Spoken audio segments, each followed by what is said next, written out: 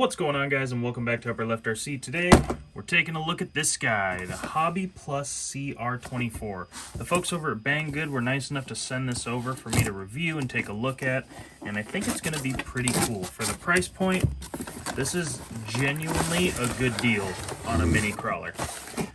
Now, right out of the gate, I know it's probably not going to be as comparable to something like an SCX24, or even an FCX24, which is kind of like the kings of mini crawlers right now. But that being said, it is very similar to a Element Enduro 24 and the RGT, and I think this comes in even cheaper. I'll put the price point on screen right now at the time of filming, which will have been yesterday for you watching. But yeah, for that kind of price, for this little guy, I'm happy to buy one of these. These are cool. So if you want to add something different to your scale setup and a different kind of truck, this isn't a bad option. Let's jump into it and take a look at the details. All right, so taking the body off, I actually see quite a few differences from what I thought I was going to see here. So you get a full-size servo in the front, which is nice.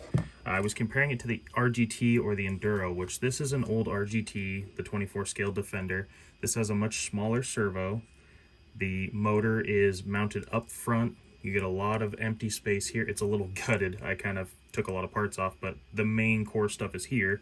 And then the ESC is in the back. The ESC receiver combo, waterproof, and the battery sat way in the back here. So it has changed significantly from what I thought it was going to be. This has the ESC receiver combo right up here. The motor is mounted down low for a good center of gravity, down low straight to the transmission case. The battery is bigger than the one that comes with those other two models. It's 500 milliamp or 600 milliamp hour, sorry. It's still a one cell LiPo, but it's nice and big, and I like the battery trays much lower than it used to be.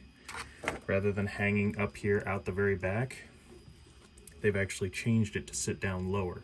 This has a much better center of gravity than the Enduro 24 or the RGT, the models I had anyways.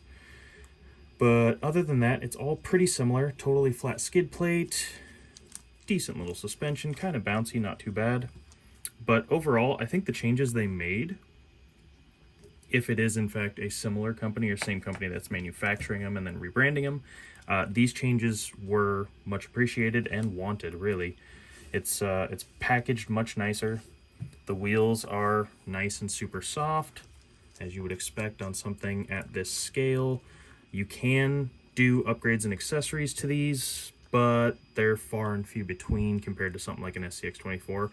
Homebrewed modifications would probably work great on this. I do like that it has the servo mounted to chassis, so you kind of get that more real suspension effect in the front here. Overall, I'm pleasantly surprised with this thing, and I checked the price. It was $70 for one of these, and that's pretty awesome for something this scale. So, got the body here.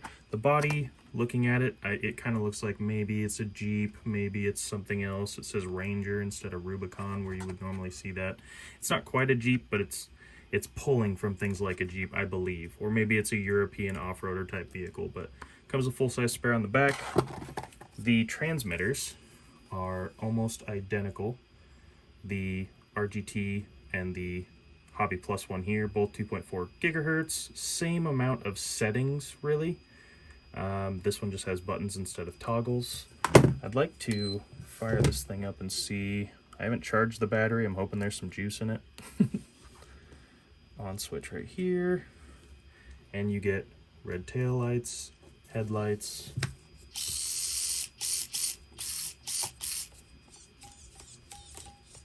so you get, see how that tire lifts, so it's a little more realistic. It's not really ideal, I suppose, for steering, but it is a little more realistic to get that pull right there. It's got decent little speed for a one cell. Let's see how slow we can go.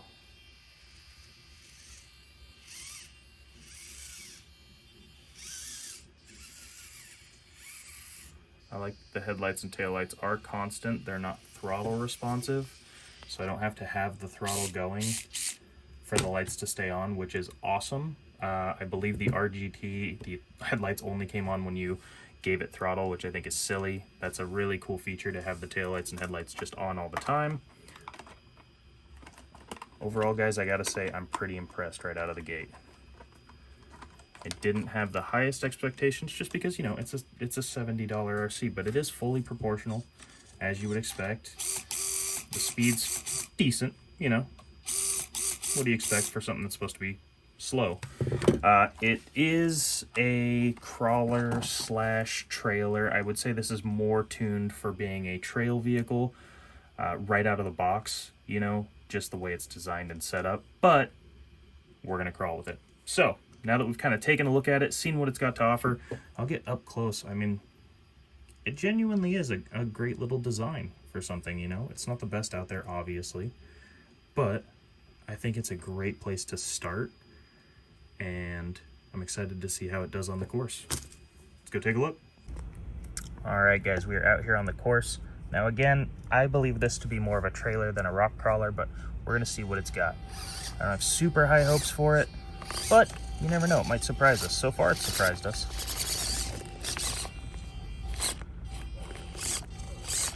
Okay.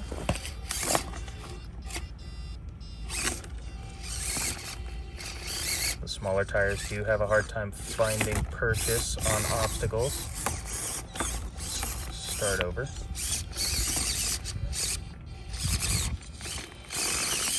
Okay. That may need some help right here. Okay. We're gonna give it some help. We're gonna put it over to the side where we know the tires can find a little more grip. Oh, nice.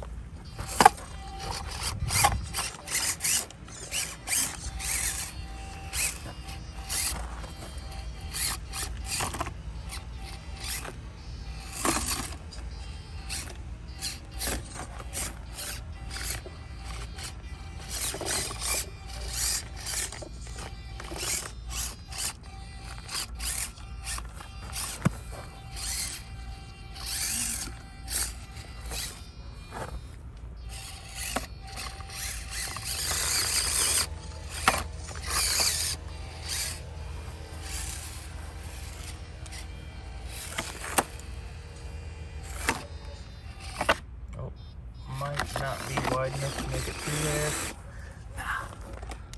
Let's try and give it a second chance, just crawling down one of these cinder blocks. Some of the features it comes with is four-wheel drive all the time. The electronics say waterproof. Maybe we'll test that in a future episode. I have a hard time believing waterproof. Water resistant? Sure. We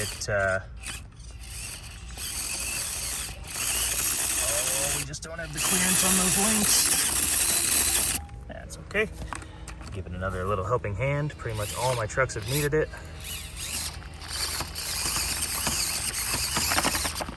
Ooh. Come on, little tires. There we go. It ain't gonna make it up that. None of them have.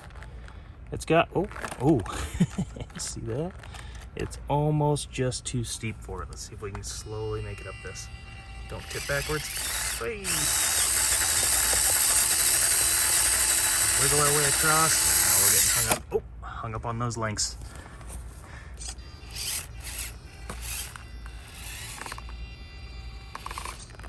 All right, we didn't flip over. The RGT, I think, definitely would have. The new placement of the battery and motor and the ESC being down lower, I think really has helped with the center of gravity with this thing. I mean, that full-size spare tire is pretty light because it's plastic rim, but it's still added weight up high. And this thing hasn't flipped like I had expected it to.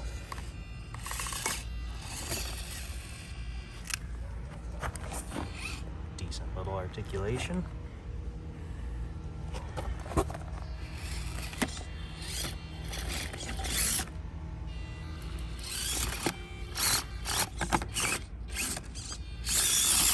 Hey.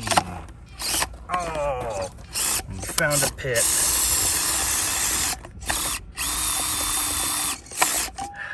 Don't think it's gonna pull out of that one. There we go.